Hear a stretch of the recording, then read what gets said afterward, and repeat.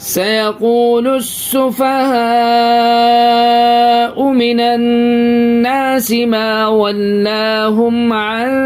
قبلتهم التي كانوا عليها قل لله المشرق والمغرب يهدي من يشاء إلى صراط مستقيم وكذلك جعلناكم أمة وسطا لتكونوا شهداء على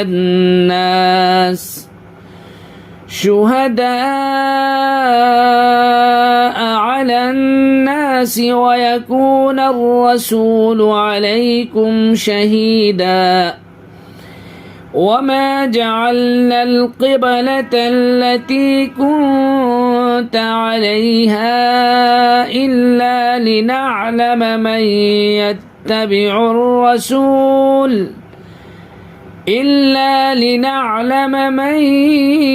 يتبع الرسول ممن ينقلب على عقبيه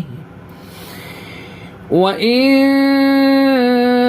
كانت لكبيرة إلا على الذين هدى الله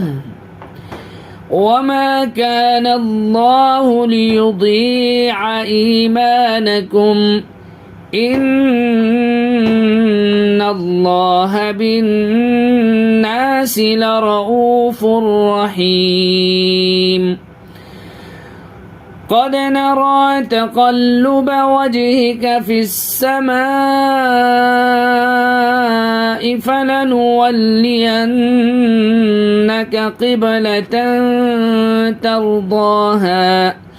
فول وجهك شطر المسجد الحرام وحيث ما كنتم فولوا وجوهكم شطره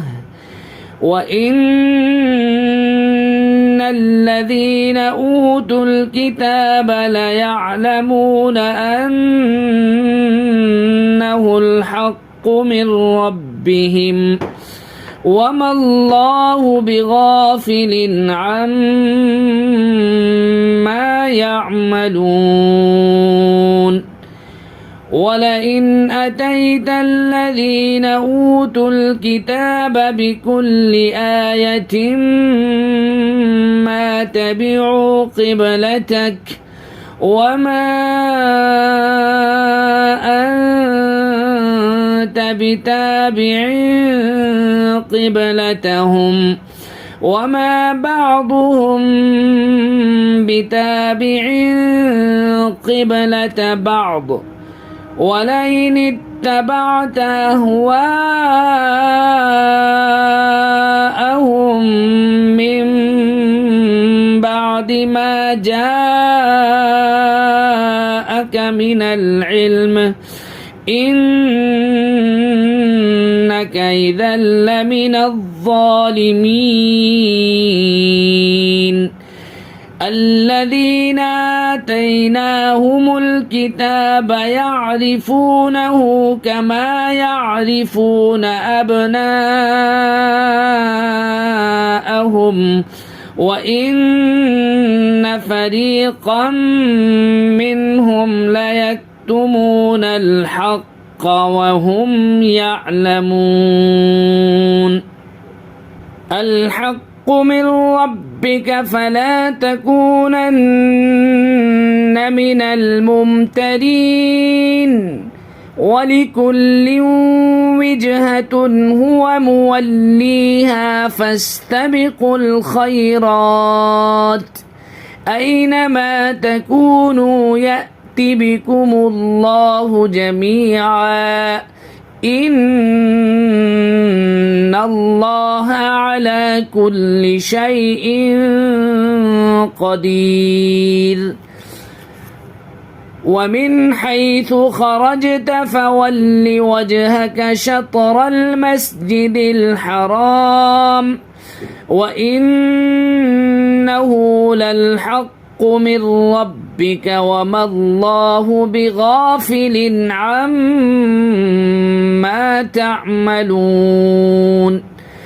ومن حيث خرجت فول وجهك شطر المسجد الحرام وحيث ما كنتم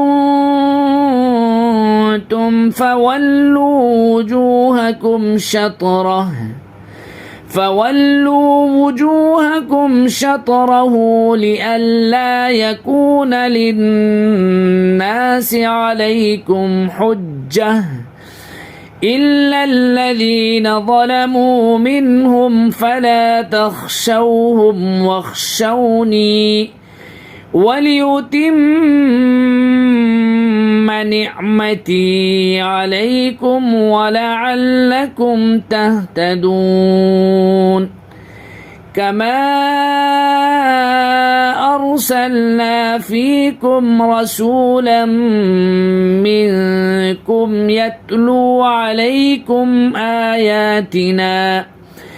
يتلو عليكم آياتنا ويزكيكم ويعلمكم الكتاب والحكمة ويعلمكم ما لم تكونوا تعلمون فاذكروني أذكركم واشكروا لي ولا تكفرون يا أيها الذين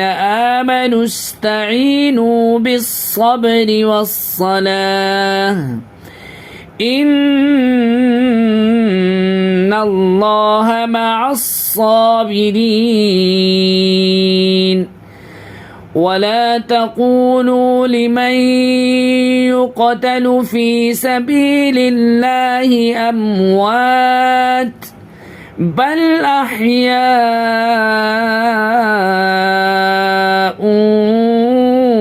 ولكن لا تشعرون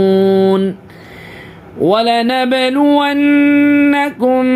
بشيء من الخوف والجوع ونقص من الأموال والأنفس والثمرات وبشر الصابرين الذين إذا أصابتهم مصيبة قالوا إنا لله وإنا إليه راجعون